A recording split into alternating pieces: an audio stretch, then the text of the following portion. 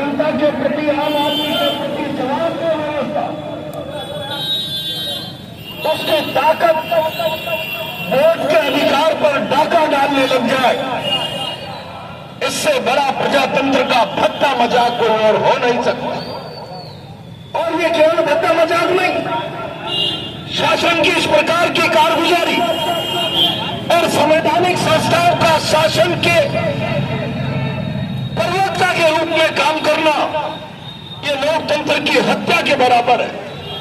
ये संविधान की आत्मा पर खंजर भोंकने के बराबर है। और इसीलिए सारा देश और कांग्रेस पार्टी का कार्यकर्ता चिंतित है।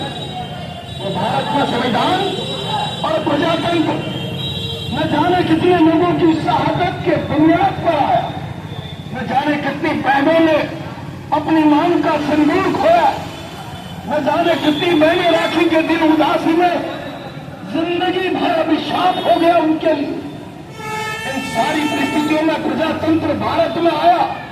आज इस प्रजातंत्र के साथ भद्दा मजाक और नंगा नाच किया जा रहा है।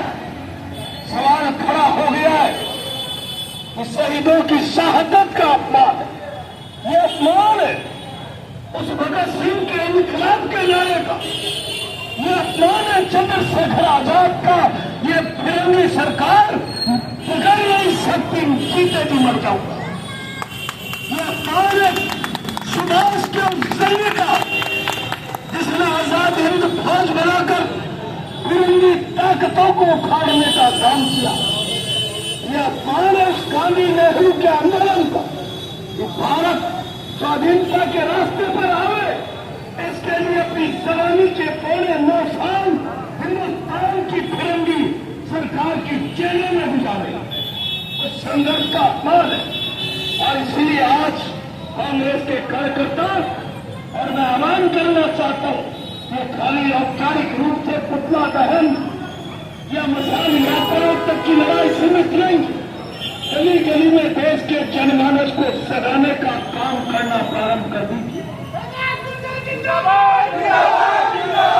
हालात इस प्रकार से इसलिए बनते हुए जा रहे, ये देश, मैं कई बार कहता हूं कि ये देश केंद्र सरकार की कारगुजारियों के चलते एक जन क्रांति की ओर कदम ताल कर रहा है।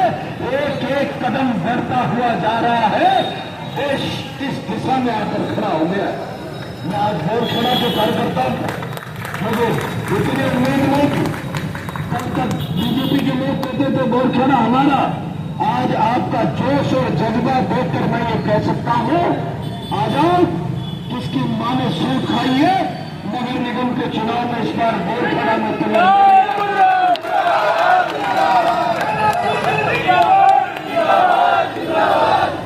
तो हौसले के साथ डटे रहो। आप सबको इस कार्यक्रम की बधाई, शुभकामनाएं। मैं राउत बाटा चेचक इलाके में दौरे को गया हुआ था, इस कारण से विलंब हुआ। आप सबसे क्षमा।